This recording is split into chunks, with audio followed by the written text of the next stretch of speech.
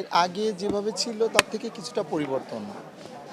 এখন যেভাবে আমরা দিতে আসছি সেভাবে পরিবর্তন আছে। আর আমরা যেটা চাই, আমরা থার্ড জেন্ডার কমিউনিটির মানুষ এবং হিজড়া কমিউনিটি, যে দেশ যে সরকারের মাধ্যমে খুব ভালো থাকবে এবং আমাদের কমিউনিটিকে নিয়ে যারা কাজ করবে এবং সুবিধা বঞ্চিত বঞ্চিত মানুষদেরকে নিয়ে যারা কাজ করবে এবং সুন্দর যে সরকারের মাধ্যমে দেশটা নিরাপদ থাকবে। সুন্দর একটা সিস্টেম দেখেছি যে ভোট দিতে যদি নির্বাচনের সময় যদি এভাবেই যদি সিস্টেম থাকে, আমার মনে হয় না যে কোনো শ্রেণীর মানুষের ভোট দিতে কোনো কষ্ট হবে।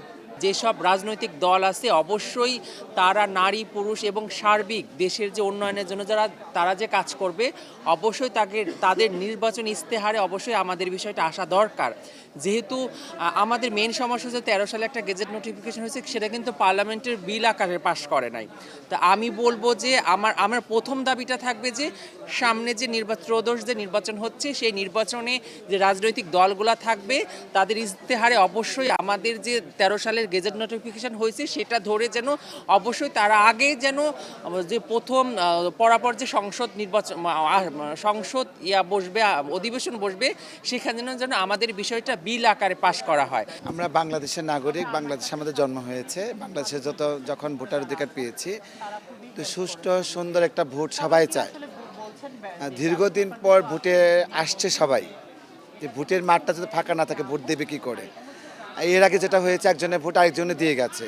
তা আমার মনে হয় নির্বাচন কমিশনের যারা আছে বা নির্বাচনের দায়িত্বে যারা থাকবেন, যা পোলিং অফিসার থাকবেন বা এজেন্টরা যারা থাকবেন, তারা যেন সঠিকভাবে ভোটটা পরিচালনা করে, যার যার ভোট যেন সে দিতে পারে।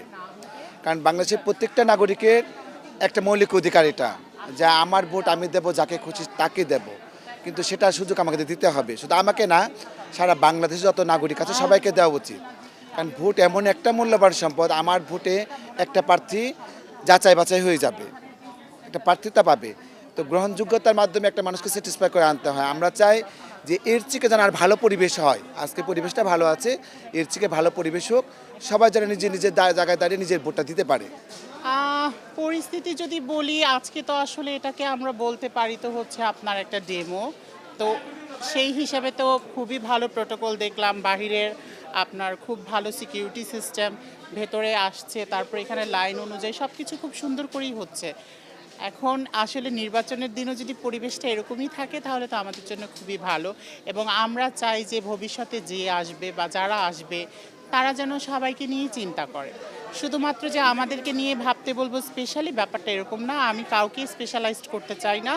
মানুষ হিসেবে যেই প্রত্যেকটা মানুষেরই আসলে নাগরিক একটা অধিকার আছে, সেই অধিকারটা নিয়ন্ত্রণ করে রাষ্ট্র। তার রাষ্ট্রের কাছেই দাবি যে তারা নারীকেও যে অধিকারটা দিবে, পুরুষকেও যদি অধিকার দেয় তাহলে আমাদের কেন দিবে না।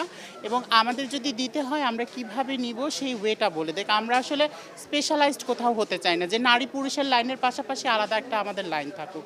কারণ এটা থেকেই আসলে বৈষম্যটা শুরু হয়ে যায়, যে নারী পুরুষ আলাদা এবং ওরা আলাদা। এই আলাদা চোখে যখন দেখা হয় তখন থেকেই আসলে বৈষম্যটা শুরু হয়ে যায়।